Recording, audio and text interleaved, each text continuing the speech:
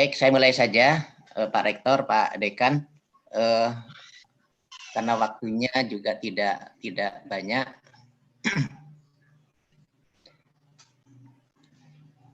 Ada dua hal yang ingin saya sampaikan. Yang pertama, menyangkut setidak-tidaknya gambaran tentang POPAK 2019 dan revisinya yang sudah beredar beberapa waktu yang lalu. Kemudian yang kedua adalah strategi bagaimana masukan kira-kira pada kolega semua di dalam proses pengusulan agar supaya menjadi lebih cepat, tidak terlalu bermasalah dalam prosesnya. Namun sebelumnya saya ingin mencoba memberi gambaran terkait dengan profil singkat dari Daspek Kelembagaan dan Publikasi khusus untuk UNRAM. Jadi izinkan, jadi kalau saya melihat dari sisi kelembagaan, UNRAM ini sebenarnya khususnya dari sisi akreditasi, nanti kalau salah bisa dikoreksi Pak Rektor, Pak Dekan.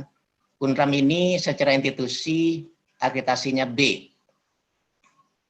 Kemudian program studi di dalamnya yang tercatat di Ban PT sampai semalam itu ada 55 dengan rincian yang di sebelah kanan D3 7, S1 35, S2 11, S3 1, profesi 1 sehingga jumlahnya 55.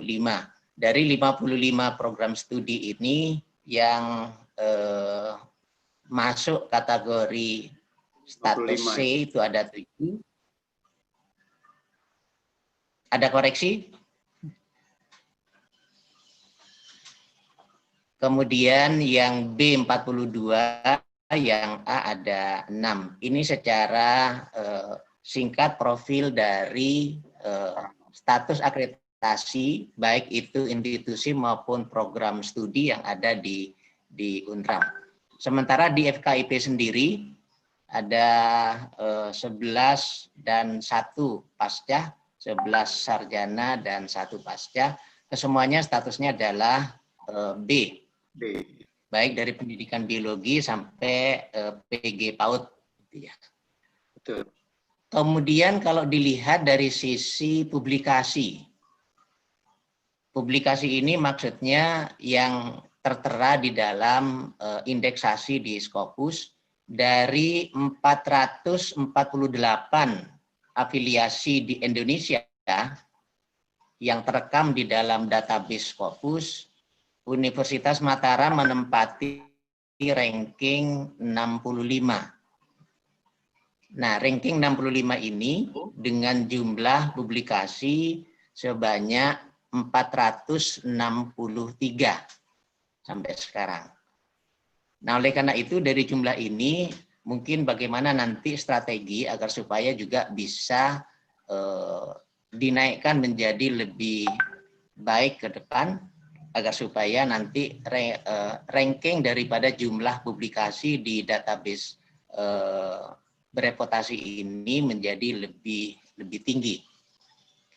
Kalau kita melihat 463 dokumen yang ada di database Scopus, dari sisi subjeknya, dari sisi keahlian bidang ilmunya, itu memang yang paling besar itu ada di agricultural and biological science. Kemudian diikuti engineering, fisik, dan seterusnya. Jadi dari publikasi 463 itu sebenarnya hampir 2/3 itu ada di agricultural, biological science, dan engineering. Nah, sisanya cukup banyak gitu ya. Salah satunya ada di FKIP maupun yang ada di social science-nya. Nah, ini juga agar supaya bagaimana distribusi ini bisa saling bahu-membahu untuk meningkatkan ini. Enak karena apa? Karena nanti ini terkait dengan masalah proses pengusulan teman-teman terkait jabatan fungsional dosen. Kalau sisi melihat dari sumber tempat by source itu tempat artikel itu dipublikasi, ya ini memang 40-an% itu hampir itu bentuknya di conference. Nah ini juga agar supaya bisa dirubah nanti, tetapi memang cukup bervariasi, cukup beragam tempat jurnal yang di-publish. Sementara berdasarkan affiliation-nya itu mulai dari di University of Queensland, Massey University Manawatu, UGM, dan seterusnya. Sehingga dari sisi afiliasi memang relatif cukup lebar. Gitu ya. Nah, kemudian secara khusus kalau kita melihat keberadaan daripada jurnal-jurnal yang bertema pendidikan, ini lebih ke arah FKIP saya, yang ada di database Scopus itu jumlahnya cukup banyak. Itu sekitar 1.278 sampai semalam. Sehingga ini menjadi peluang bagi teman di FKIP untuk bisa mengakses terhadap tempat-tempat di mana yang bisa kita publikasi. Baik, itulah kira-kira potret daripada secara ringkas, satu UNRAM, satunya lagi FKIP secara. Jadi harapan kita satu ini publikasi ditingkatkan, termasuk juga nanti status akreditasi itu masih rata-rata di B, itu bahkan yang C harusnya bisa dinaikkan minimal B. Kemudian kalau dari sisi SDM saya belum sempat mengecek sampai sejauh mana distribusi jabatan fungsional dosen yang ada di Universitas Mataram ini. Baik, yang kedua para kolega sekalian, saya akan menjelaskan tentang info ringkas tentang PO-PAK 2019 yang sudah beredar, yang di dalamnya juga ada revisinya. Saya ingin memaparkan apa sebenarnya yang menjadi tolak ukur atau yang berubah dari 2014-15. Tadi Pak Dekan menyampaikan pemberlakuannya itu 2021. Ini mungkin kita coba ingin luruskan. Penundaan daripada PO-PAK 2019 itu sudah dimulai karena pemberlakuannya sebenarnya sejak Januari 2020. Kemudian dalam perjalanannya ada mencoba masukan-masukan yang terkait yang ada di dalam PO 2019 ini. Sehingga kami mencoba untuk melakukan tambahan-tambahan penyempurnaan tanpa merubah payung hukum di atasnya, yaitu masih Permenpan RB 2013. Nah, dalam perjalanan penyempurnaan itu, lalu ada gagasan untuk memasukkan kebijakan-kebijakan Mas Menteri, dan termasuk ada masukan-masukan dari 3 bidang jalur pendidikan, vokasi, profesi, dan akademik, di mana selama ini basis regulasi PAK kita itu masih basisnya adalah akademik. Nah, dalam perjalanan di awal itu, maka kami mencoba menunda implementasi PO yang 2019 ini. Nah, kemudian belum selesai, dan ternyata beberapa masukan yang terkait dengan misalnya beberapa alternatif syarat khusus, kemudian proporsi daripada Tridharma ada keinginan juga dirubah, maka dalam perjalanannya itu harus merubah Permenpan RB-nya. Sementara yang PU 2019 ini masih berbasis pada Permenpan RB 2013. Nah, sehingga di tengah jalan masih diperpanjang sampai Juni. Nah, kemudian nampaknya masukan-masukan dari kawan-kawan ini akan diakomodasi dengan adanya perubahan di Permenpan RB-nya dulu, sebagaimana tadi Pak Rektor sudah menjelaskan, kemudian nanti diteruskan Permendikbud, lalu di PO-nya ini bukan PO yang 19, tapi yang setelahnya 19. Jadi nanti yang Januari 2021 itu adalah yang beberapa masukan karena harus Permenpan RB-nya dirubah dulu, yaitu yang terkait dengan poin-poin. Satu, misalnya mengakomodasi jalur-jalur vokasi, profesi, dan akademik. Karena Permenpan yang sebelumnya itu akademik. Lalu ingin mencoba merubah proporsi Tridharma. Nah, itu juga harus Permenpan RB-nya. Kemudian ada juga beberapa alternatif syarat khusus yang menjadi bagian daripada usulan. Nah, oleh karena itu PO 2019 ini sebenarnya penyempurnaan daripada PO yang sebelumnya, tapi Permenpan RB-nya tetap. Nah, sekarang saya ingin mencoba apa secara ringkas PO 2019 ini yang diberlakukan Juli sampai Desember 2020. Bapak Ibu sekalian, sebenarnya tidak ada banyak perubahan dari PO PAK 2019 dan revisinya ini yang dilampirkan bersamaan dengan surat edaran terakhir 23 Juni, yaitu hanya berkaitan dengan nomor 5 dan nomor 7. Jadi nomor 5 dan nomor 7 inilah yang menjadi poin penyempurnaan, tetapi tanpa merubah daripada Permenpannya. Jadi Permenpannya masih tetap. Nah, apa saja? Saya akan coba, Bapak Ibu sekalian, mohon dilihat aturan kita agar supaya tidak bias. Kita selama ini masih punya payung, 3 payung Menpan. Yang pertama Permenpan 87, itu berlaku sampai 2001. Kemudian Menko Pasbang 99 berlakunya waktu itu ada impasing 2001 dan sampai 2014. Itu Menko Pasbang dan turunannya. Nah, PO-nya ada PO 2001 dan 2009. Kemudian tahun 2013 ada payung yang baru Permenpan RB 2013. Di bawahnya ada peraturan bersama, ada Permendikbud termasuk PO PAK kita.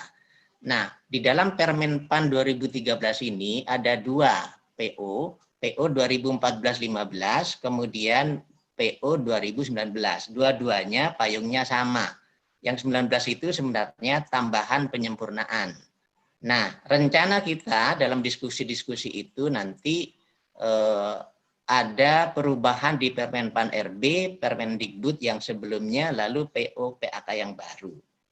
Jadi penjelasan ini sebenarnya untuk memberi penjelasan terkait dengan yang 2019 saja, bukan dengan yang baru. Nah, kalau ditanya kebijakan apa saja, kebijakan yang nanti akan diberikan untuk Permenpan yang baru itu, satu, berkaitan dengan aktivitas-aktivitas memasukkan kegiatan-kegiatan Kampus Merdeka, Merdeka Belajar. Walaupun sebenarnya kegiatan ini bisa dimasukkan pada rincian Tridharma yang sekarang. Yang kedua, mengakomodasi nanti jalur-jalur vokasi, akademik, profesi.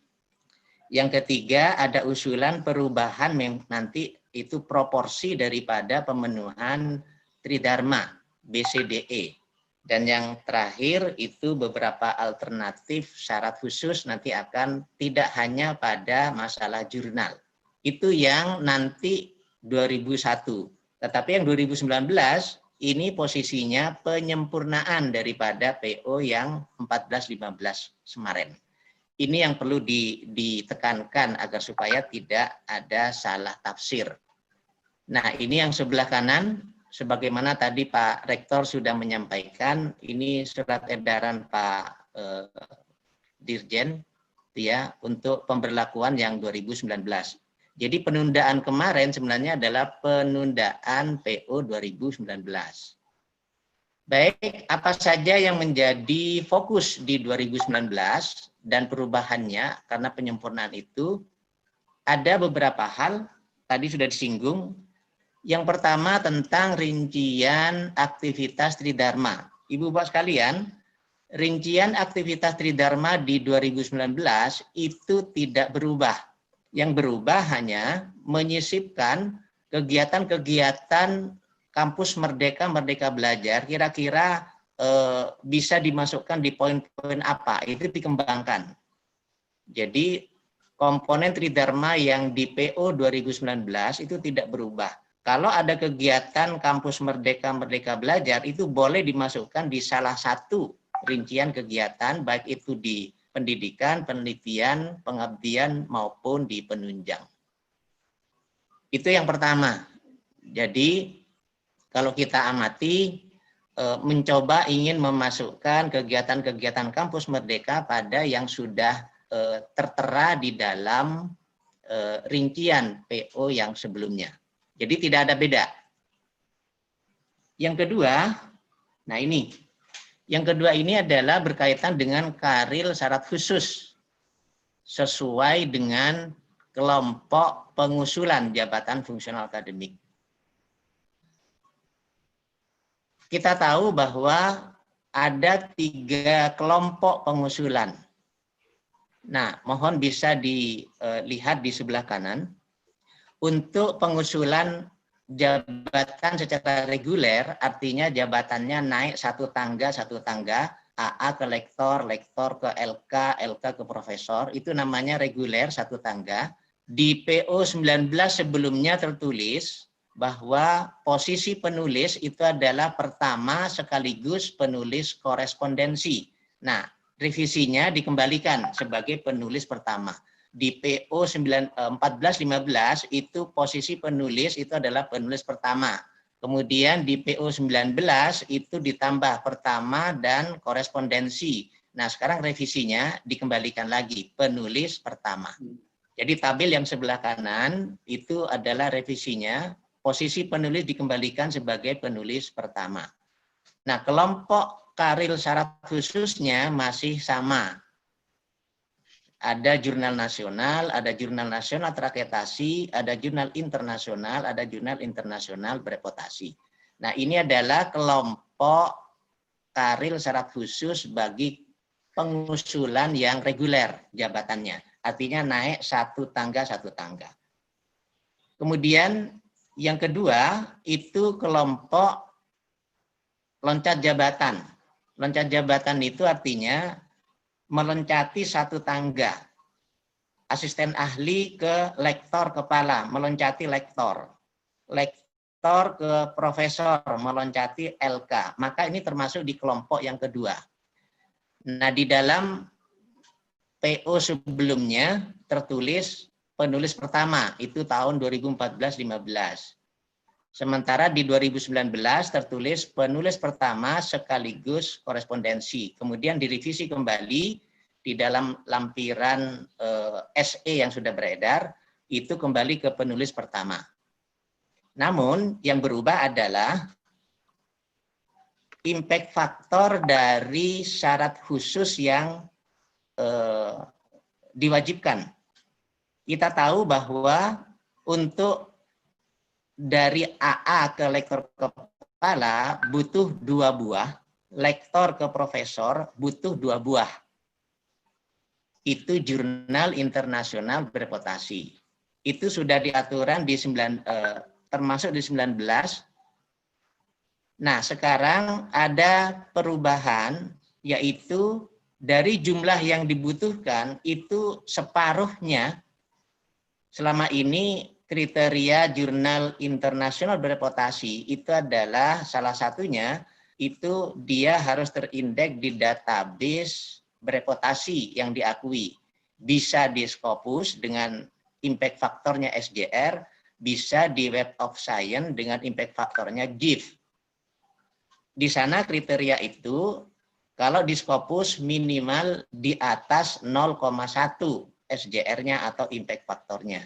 Kalau di WOS 0,05. Nah, sekarang kalau di kelompok ini yang loncat jabatan, separuh dari jumlah yang dibutuhkan sebagai karir syarat khusus itu wajib memiliki faktor dampak atau impact faktor sesuai dengan bidang ilmunya. Ini diambil dari rata-rata bidang ilmu. Nah, bidang ilmu itu di sini dibagi 3. Ada kelompok art dan humanities. Ini kalau dikaitkan dengan Undang-Undang 12 2012 itu di dalamnya rumpun ilmu agama, ilmu humaniora masuk di sini. Kemudian kelompok kedua itu sosial, ini rumpun ilmu sosial. Kemudian kelompok ketiga sains, yaitu rumpun ilmu alam, ilmu formal, dan ilmu terapan. Nah, rata-rata impact factor di Scopus tertera sebagaimana di sebelah kanan bawah ini. Art humanities itu 0,25, sosial 0,4, sains 0,5. Sementara yang di sebelahnya itu adalah Web of Science. Jadi artinya separuh dari jumlah yang dibutuhkan harus punya impact factor rata-rata di bidang ilmunya.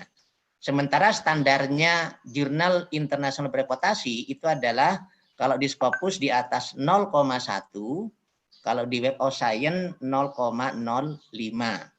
Nah, itu standarnya. Tetapi revisinya di sini separuh dari jumlah yang diminta itu wajib rata-ratanya sesuai dengan bidang keilmuannya agar supaya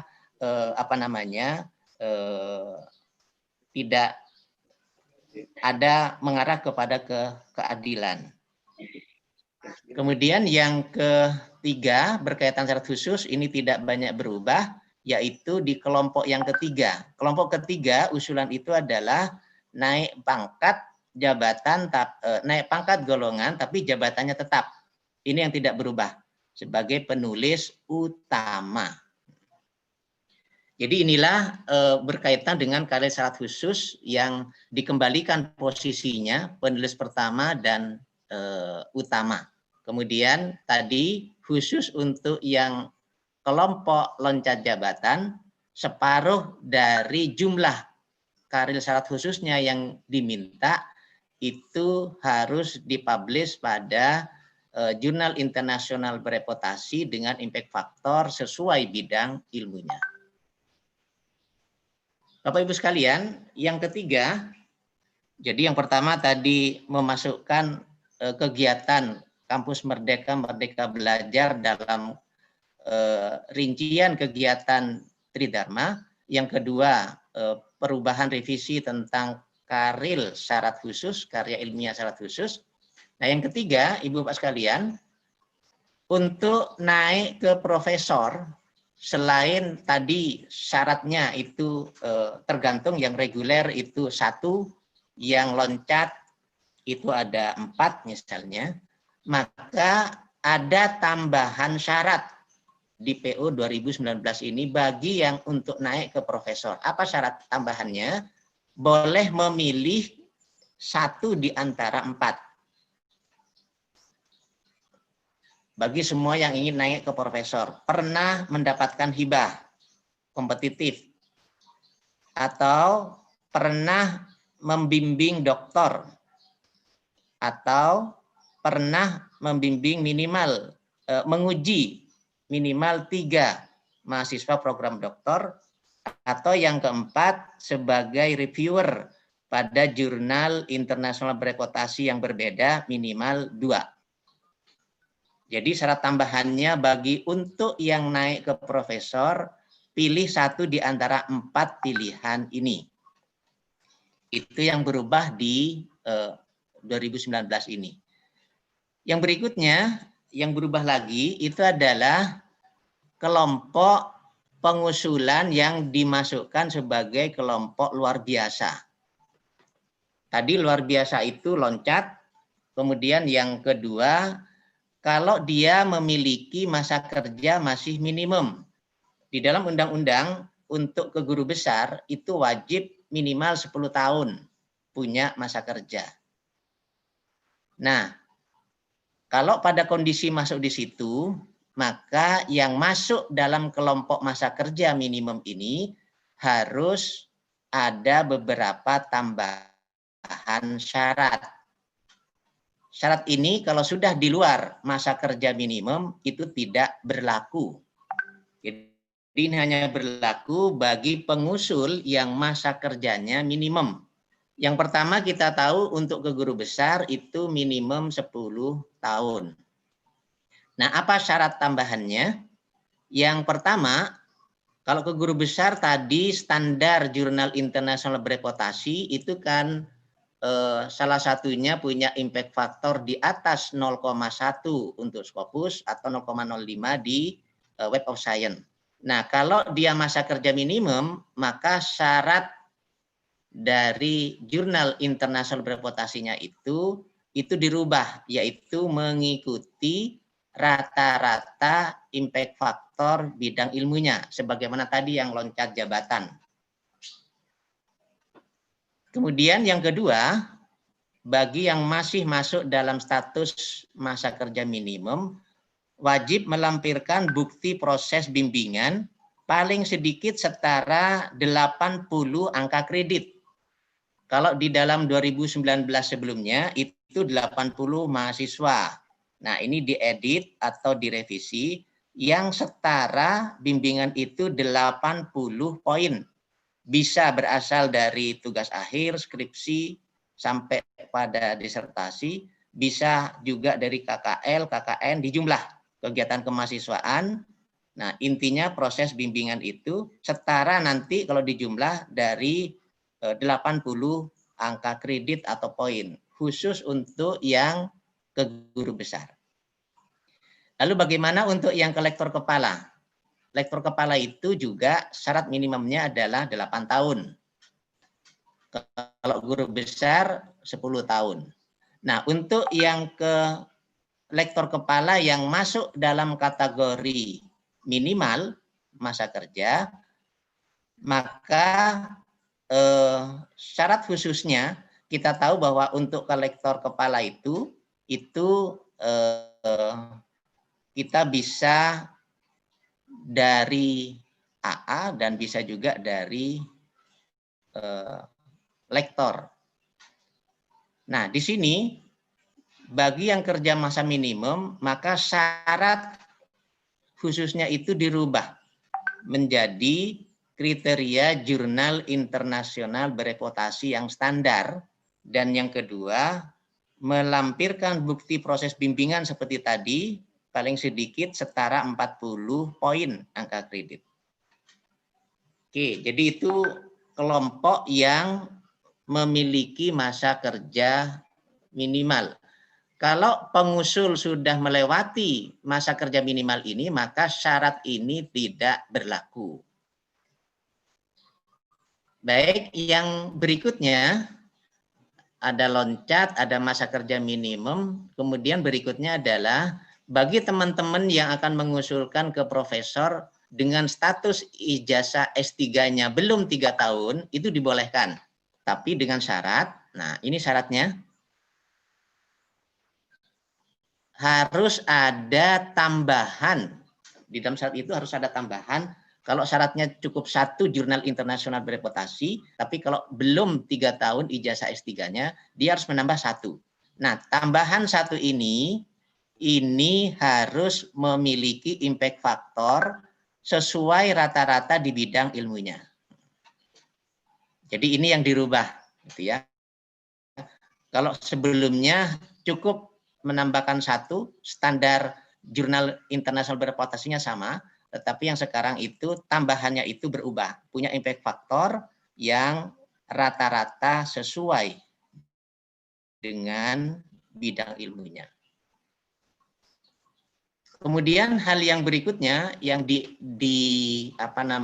diatur di dalam 2019 ini itu penilaian proporsi korespondensi. Sebelumnya ada istilah korespondensi, tapi posisinya masih pembagiannya 60%, 40% antara pertama sama anggota pendamping. Tapi kalau sekarang ada penulis korespondensi, sekarang sedikit diatur. Jadi kalau ada 2 penulis dan anggotanya penulis korespondensi, maka proporsinya 50-50, 50%, 50%. Kemudian kalau ada 3 penulis, salah satu anggota sebagai penulis korespondensi, maka pertama dan penulis korespondensi masing-masing 40%, sisanya untuk penulis anggota. Itu Jadi baru diberlakukan sekarang ya proporsi daripada penulis korespondensi. Baik, yang berikutnya, kalau kemarin kelebihan angka kredit penelitian itu diakui untuk pengusulan berikutnya dan digunakan paling banyak 80% dari kebutuhan minimal dan bisa ditambahkan setelah pengusulan kebutuhan minimal penelitiannya terpenuhi, maka sekarang sedikit dirubah. Itu bisa langsung digunakan, tapi paling tinggi 40% kelebihan itu. Itu yang disampaikan beberapa hal. Saya kira 5 hal inilah yang menjadi beberapa hal yang menjadi pokok perubahan penyempurnaan di 2019 ini. Para kolega, ibu bapak sekalian, ada tambahan bahwa ke depan memang kita akan mengembangkan disiplin keilmuan yang multi. Tetapi tetap di dalam core, harus ada core-nya juga, walaupun itu multidisiplin karya-karya itu. Baik, rekan-rekan sekalian, itulah kira-kira info ringkas tentang 2019. Nah, sekarang saya ingin mencoba hal yang kedua, memberikan gambaran tentang strategi apa agar supaya baik. Yang ada 3 hal. Pertama, coba bangun kesamaan pemahaman, baik regulasi, SOP, dari para stakeholder yang terlibat dalam proses usulan. Nanti stakeholder siapa saja nanti kita sampaikan. Yang kedua, coba buat program, misalnya ini saya di beberapa perguruan tinggi sudah berjalan juga, membebankan kewajiban pada setiap profesor untuk menghasilkan kandidat profesor lainnya. Baik itu berbasis orang, kalau di kami itu ada istilahnya OPOK, one professor, one kandidat, tapi bisa juga dielaborasi satu lab, satu kandidat, atau satu program studi, satu kandidat. Kalau di UNRAM ini ada 55 program studi, maka tambahan itu 55 program studi untuk minimal setidak-tidaknya untuk diarahkan ke sana. Atau laboratoriumnya di masing-masing program studi itu kan banyak. Maka kalau bisa dalam satu lab, itu ada kandidat profesor. Jadi ada program ke sana. Ini contohnya misalnya OpenLog, one professor in laboratory, one professor in study program misalnya. Atau ada yang OPOK, one professor, one kandidat, dan sebagainya. Nah, kalau OPOK itu di tempat kami, di Undip, sehingga punya target-target tentu dengan berbagai fasilitas program yang diintegrasikan. Yang ketiga, bagaimana strateginya, yaitu tolong percepat proses pengusulan di perguruan tinggi, namun tetap sesuai dengan regulasi. Mari satu persatu saya coba gambarkan. Yang pertama, bangun kesamaan pemahaman terhadap regulasi. Tadi regulasinya sudah, SOP dari para stakeholder. Bapak Ibu sekalian, kalau kita amati daripada stakeholder, untuk ini kira-kira regulasinya saya tidak akan mengulang secara singkat. Yang penting memahami SOP. Nah, slide ini adalah SOP standar dari 3 jalur. Ada PTN, ada PTS, ada Kementerian Mitra Dikbud. Jadi bagi yang PTN, itu baik itu PTN, PTS maupun Kementerian Mitra diberi kewenangan menilai, menetapkan sampai lektor. Kalau lektor kepala ke atas itu dilanjutkan ke kementerian. Nah, oleh karena itu dibangun bagaimana SOP ini sesingkat mungkin agar supaya prosesnya cepat, tetapi tanpa tetap harus mengikuti regulasi yang ada. Oleh karena itu dibangunlah SOP yang ada di perguruan tinggi. Misalnya SOP yang seperti ini, dan semuanya itu secara terbuka disampaikan. Sehingga perguruan tinggi membangun SOP yang 60 hari kerja, sudah selesai. Kemudian ingat bahwa perguruan tinggi itu diberi kewenangan menilai dan menetapkan sampai lektor. diberi kewenangan menetapkan kesesuaian bidang ilmu, dan diberi penilaian final di luar penelitian. Baik itu dari A sampai ke guru besar. Nah, sekaligus juga mensosialisasi penyamaan persepsi para pihak stakeholder. Nah, terkait dengan stakeholder, maka saya akan mencoba untuk langsung kepada stakeholder sebelum saya, Bapak Ibu sekalian, stakeholder di dalam SOP itu setidak-tidaknya ada 5. Nah, ini para stakeholder yang ada agar supaya pemahaman baik regulasi maupun cara penilaian setidak-tidaknya tidak boleh banyak bias. Apa stakeholder itu? Pertama itu adalah pengusul calon, dosen. Yang kedua, validator. Yang ketiga, peer review karya ilmiah. Yang keempat itu tim PAK-nya. Dan yang kelima, fasilitator. Apa tugas utamanya? Untuk dosen setidak-tidaknya harus paham dan harus ada pengertian yang sama. Yang pertama, dia itu usulannya masuk di kelompok yang mana? Apakah reguler, apakah loncat, apakah naik golongan pangkat tapi jabatan tetap. Nah, ini harus paham agar supaya nanti dikaitkan dengan berapa angka kredit yang dibutuhkan dan apa bentuk karya ilmiah syarat khususnya. Jadi karya ilmiah syarat khusus tadi kan sudah dijelaskan terkait dengan kelompok pengusulan. Oke. Itu yang pertama bagi si pengusul. Yang kedua, tentu angka kreditnya yang dibutuhkan minimal harus dicukupi, dan di antara angka kredit itu di dalam penelitian wajib ada karya khusus yang ada di penelitian. Itu pemahaman itu harus sama. Yang kedua, peer review. Peer review ini, yang kedua validator. Validator ini lebih banyak fokus kepada mengecek apakah ada pelanggaran etika terhadap setiap usulan di kelompok penelitian, khususnya di karya ilmiah.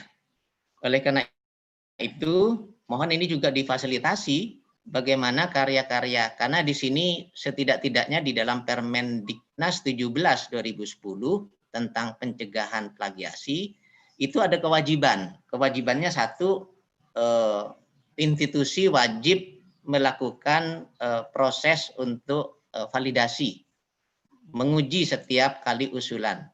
Yang kedua, di dalam menilai karya itu wajib dilakukan oleh sebidang ilmunya. Maka nanti stakeholder yang ketiga nanti. Oleh karena itu, alat-alat untuk mengarah ke sana wajib difasilitasi oleh institusi. Yang ketiga, peer review. Peer review ini khusus menilai, melakukan kajian terhadap semua usulan-usulan karya di penelitian. Buku, jurnal, proceeding, gitu ya. Apa fokusnya? Fokusnya satu, hanya ada 3. Sebenarnya ada 2. Yang pertama, fokus menilai, memberi catatan komentar terhadap kualitas artikel, kualitas karya. Yang kedua, memberikan catatan kualitas tempat karyanya itu, yaitu jurnal atau proceeding atau buku dan penerbitnya. Dan yang ketiga, sebenarnya ini tugas limpahan dari validator. Kalau dalam validator itu mengatakan tidak ada indikasi, nah silahkan. Ini menjadi masukan bagi peer review untuk melakukan penilaian. Jadi inti utama daripada peer review itu melakukan penilaian terhadap kualitas artikel dan kualitas jurnal.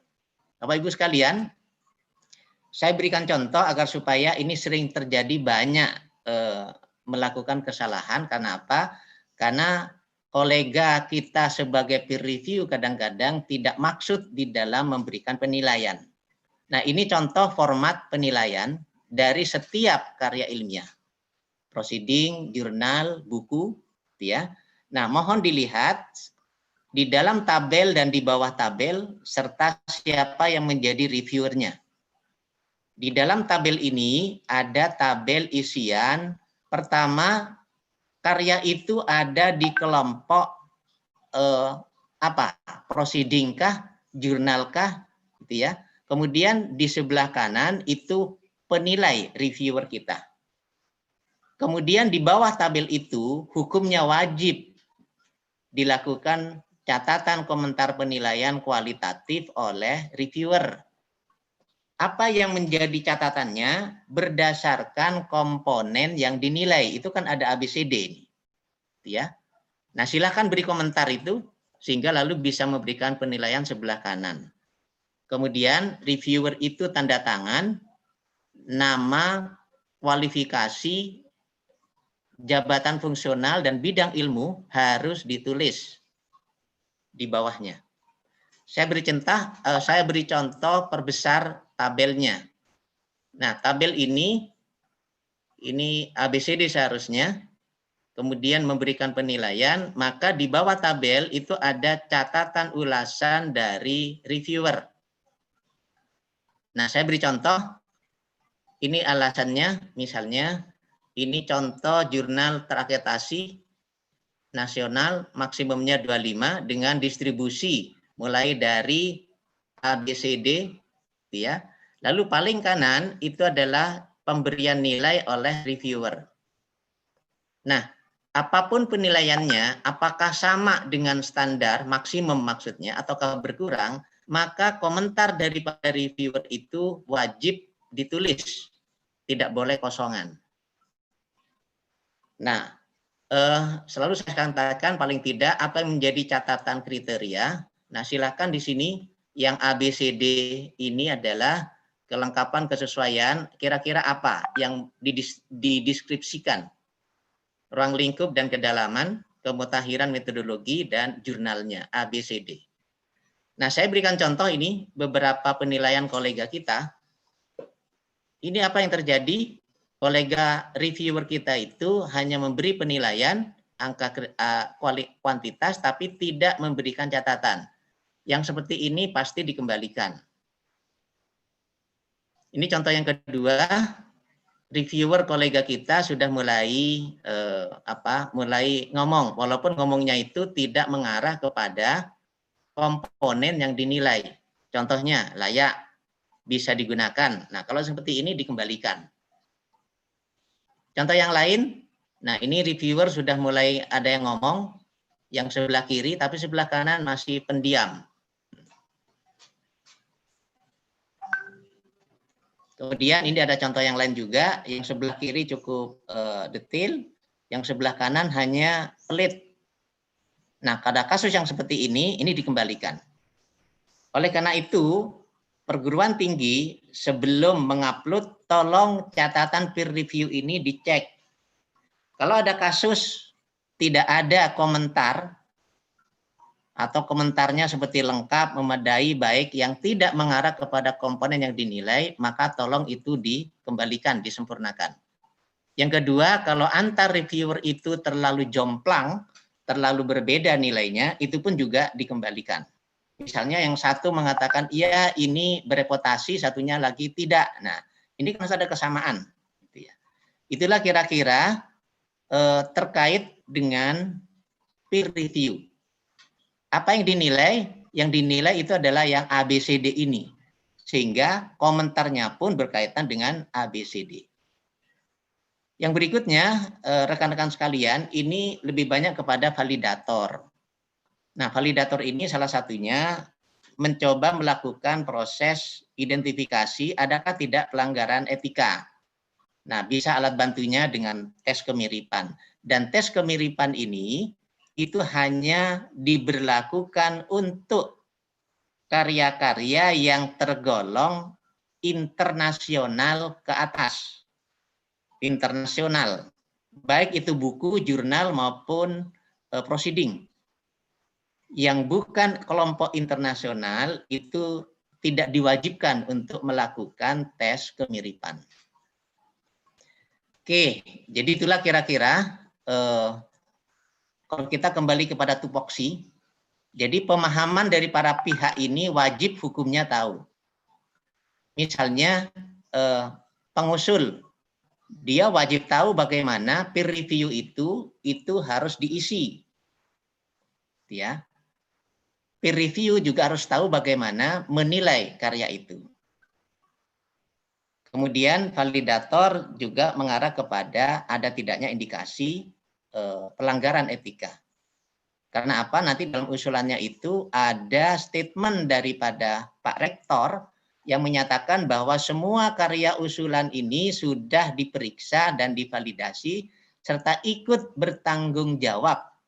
Nah, jadi secara institusi wajib ini dilakukan. Stakeholder yang keempat itu tim PAK. Tim PAK ini sebenarnya adalah eksekutor, eksekusi dari semua usulan. Kalau tadi peer review hanya kelompok C atau penelitian, validator itu juga bisa kelompok C pada khususnya, atau juga yang lain. Nah, untuk tim PAK itu eksekusi A, B, C, D, E semuanya. Kemudian kalau sudah oke, diajukan kepada Senat. Kalau sudah nah ini yang kelima itu fasilitator setidak-tidaknya SOP tahu, ya. Syukur-syukur juga tahu tentang bagaimana menilai kelengkapan dan sebagainya. Nah, fasilitator itu adalah kepegawaian, kajur, direktur, senat, dan seterusnya. Itulah kira-kira tusi utama daripada para pihak. Nah, oleh karena itu, kepada semua teman-teman di sini, mohon daripada tusi ini para pihak harus tahu. Nah, yang berikutnya saya akan mencoba lebih detail terhadap kepada kriteria daripada karil syarat khusus. Rekan-rekan sekalian, ini yang terakhir, bahwa setiap pengusulan, entah itu dosen, peer review, PAK, paling tidak tahu bahwa seorang dosen itu usulannya dikelompokkan menjadi 3. Ada kelompok yang naik jabatan reguler, ada yang loncat, ada yang naik pangkat. Ini karil syarat khususnya beda-beda. Tadi sudah disampaikan. Saya hanya mengingatkan kembali, ini yang pertama, ya. Semua karilnya adalah jurnal, tapi nanti di dalam PO yang baru itu ada alternatif karil syarat khusus. Kemudian ini juga yang loncat bentuknya jurnal, yang naik pangkat jabatannya tetap juga bentuknya jurnal. Nah, oleh karena itu mari menyamakan kriteria jurnal sebagai karil syarat khusus sesuai dengan PO, tidak sesuai dengan kriteria yang mana. Nah, saya mulai dari jurnal nasional. Saya kira semuanya sama. Semua karya yang ada di jurnal wajib memenuhi syarat huruf A. Dia berkualitas. Jadi kualitas artikel itu dilihat dari apakah memenuhi penulisan kaidah ilmiah dan tidak melanggar etika akademik. Itu kualitas. Makanya di dalam peer review itu ada 3 ABC. Gitu ya. Jadi gambaran kualitas yaitu ditulis memenuhi kriteria kaidah ilmiah dan tidak melanggar etika akademik. Itu di dalam peer review format itu ada di komponen penilaian ABC. Sementara B ke bawah itu lebih banyak kepada kualitas jurnalnya. ISSN, ya, online, kontributor dari 2 institusi, editorialnya juga dari 2 institusi. Nah, itu semuanya berkaitan dengan jurnalnya. Dan kriteria ini tidak boleh parsial, satu kesatuan. Jangan hanya mengambil A, jangan hanya mengambil B, dan seterusnya. Jadi inilah kelompok jurnal nasional. Nah, dalam perkembangannya, di dalam jurnal nasional itu, kita ada namanya jurnal nasional terakreditasi. Di dalam perkembangan jurnal nasional terakreditasi itu ada 2. Sampai 2017 itu kita mengenal terakreditasi dikti di dalam pedoman. Lalu sejak 2018, terakreditasi itu karena ada penyatuan antara Dikbud dengan Ristek waktu itu, sehingga terakreditasinya itu adalah di Ristek Dikti. Sejak 2018 lalu mengeluarkan Arjuna itu peringkat 1 sampai peringkat 6. Sementara 2017 itu hanya peringkatnya A dan B. Nah, di dalam kita juga mengakomodasi peringkat 1 dan 6 itu, peringkat 1 dan 2 itu setara dengan yang A dan B.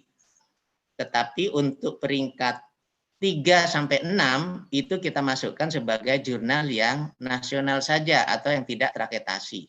Cuma angka kreditnya itu kita hargai lebih tinggi dari yang di luar peringkat. Kalau yang di luar peringkat kan maksimum 10. Tetapi yang peringkat 5 dan 6 kita hargai maksimum 15. Peringkat 3 dan 4 kita hargai maksimum 20. Artinya jurnal nasional kita itu setidak-tidaknya ada 3 penilaian. Bisa 10, bisa 15, bisa 20. Itu mulai dari peringkat 3, 4, 5, 6, dan di luar peringkat. Oke. Jadi ini kira-kira, jadi yang peringkat di dalam tabel ini 4A itu yang 2017 ke belakang. Yang 4B itu 2018 ke sini. Maka dihargai maksimum 25. Sementara yang 34 atau yang terindeks di luar Scopus atau Web of Science itu dihargai maksimum 20. Kemudian yang 56 dihargai 15 dan yang di luar peringkat dihargai 10. Nah, ada hal yang perhatikan di dalam proses pengusulan, kalau di aturan yang dulu ada batasan kelompok nasional. Contohnya, jurnal nasional maksimum 25% dari kebutuhan penelitian. Proceeding nasional 25%. Laporan penelitian maksimum 5%. Nah, sekarang kalau dulu masing-masing 25% jurnal NAS, 25% proceeding, 5% laporan. Nah, sekarang semuanya maksimum itu digabung. Baik jurnal maupun proceeding NAS itu maksimum 25%.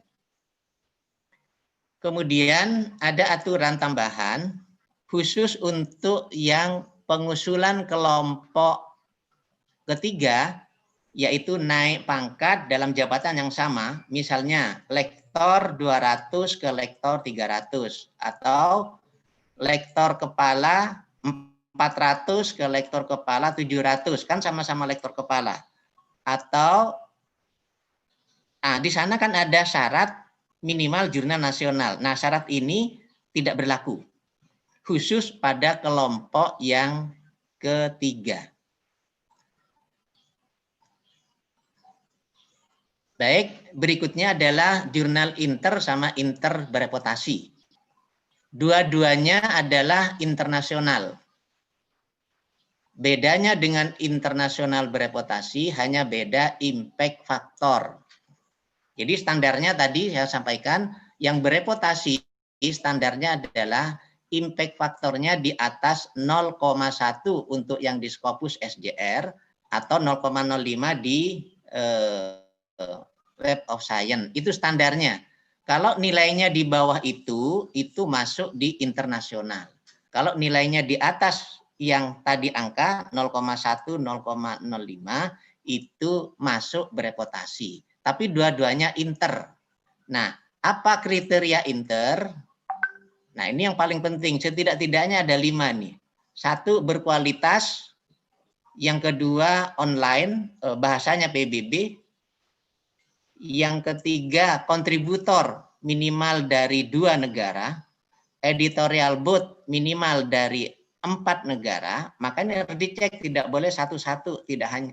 Lalu indeksasinya itu boleh di Scopus atau di Web of Science selain ESDI. Nah, jadi kriteria 5 ini tidak boleh parsial. Pak, saya sudah di Scopus, tapi bahasanya bukan PBB. Nah, itu tidak bisa. Pak, saya sudah di Scopus, tapi kontributornya semuanya dari Indonesia. Nah, itu juga nggak bisa. Ya. Pak, semuanya masuk, tetapi kualitasnya ada pelanggaran etika. Nah, itu juga nggak bisa. Nah, yang seperti ini yang harus kita samakan persepsinya. tentang kriteria jurnal inter sama inter bereputasi di dalam pedoman kita. Itulah kira-kira para kolega terkait dengan kriteria jurnal yang sebagai karil syarat khususnya. Jadi ada jurnal nasional, ada jurnal nasional terakreditasi, ada jurnal internasional, ada internasional bereputasi. Itulah kira-kira yang dapat saya sampaikan, mungkin lebih banyak nanti kita diskusi. Jadi kembali kepada stakeholder, tolong para stakeholder itu setidak-tidaknya punya kesamaan persepsi, setidak-tidaknya. Baik, strateginya tadi bangun kesamaan, yang kedua buat program, lalu yang ketiga percepat proses pengusulan di perguruan tinggi. Demikian yang dapat saya sampaikan, nanti kita coba elaborasi terhadap apa yang dalam